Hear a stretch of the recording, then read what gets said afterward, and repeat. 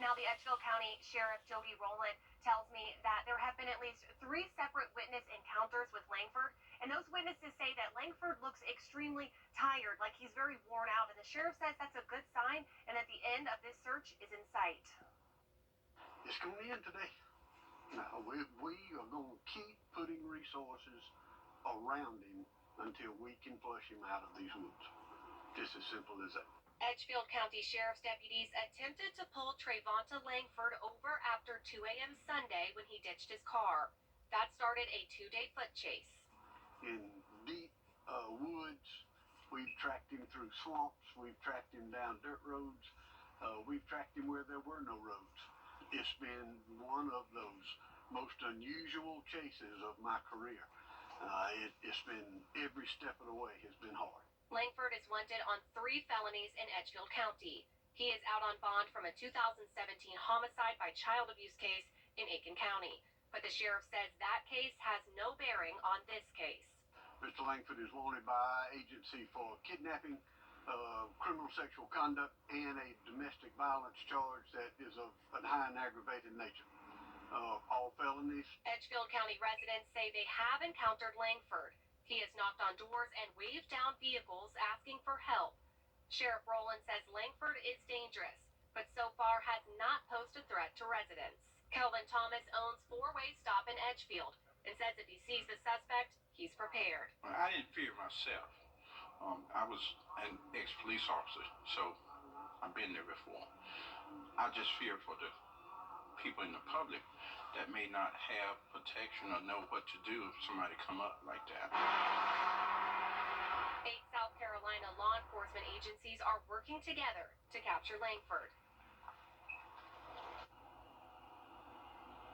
Resources from several agencies are out here in full force today. Throughout the day, we've seen sled helicopters, we've seen different canine units, and a command center that moves location throughout the day as the search progresses as they get closer and closer to making that arrest. And now do keep in mind that Langford is considered dangerous.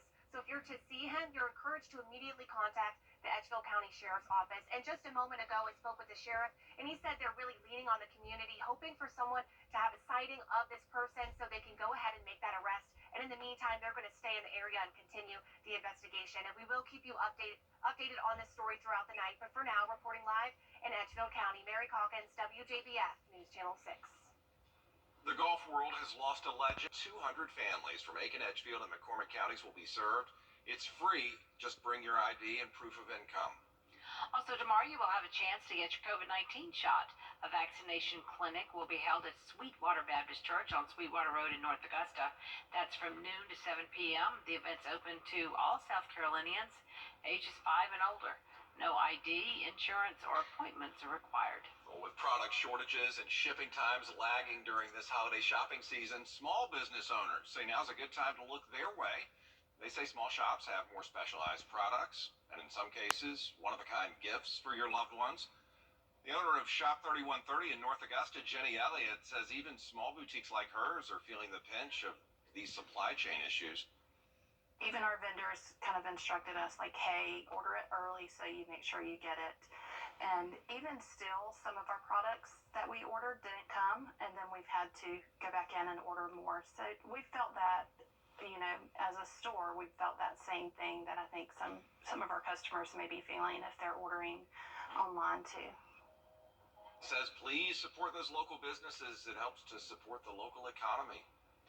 A new variant of COVID-19 has people concerned. The Omicron variant was first detected in South Africa. Health experts are urging everyone not to panic. News Channel 6's Chloe Salsameda speaks with a local doctor now about how this will impact our community.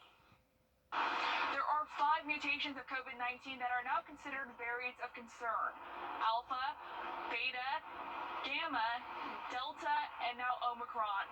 Researchers are trying to learn more about Omicron before it keeps spreading. Hospitalizations for COVID-19 are at some of the lowest levels we've seen in months. 18 at University Hospital, 26 at Augusta University. Now some are worried about Omicron, the newest variant of the virus that's spreading around the world. It's doing what viruses do, which is mutate. Omicron hasn't been detected in the U.S. yet, But some worry these mutations may make it easier to spread and maybe even more dangerous.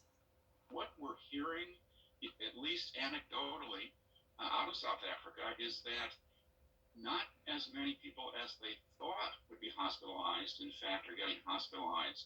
What they're saying is this new variant, the Omicron variant, may very well be less deadly than Delta, may result in less severe disease. Researchers will spend the next few weeks learning more about Omicron and how our current vaccines protect against it.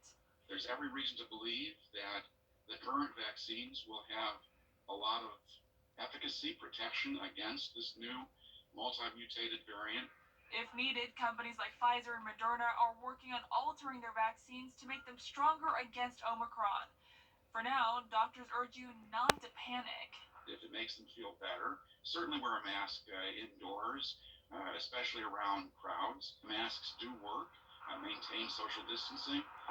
Doctors say this is a very important time to get vaccinated or boosted if you haven't already done so. In Augusta, Chloe Salsamena, WJBF, News Channel 6. Coming up next, the trial began today for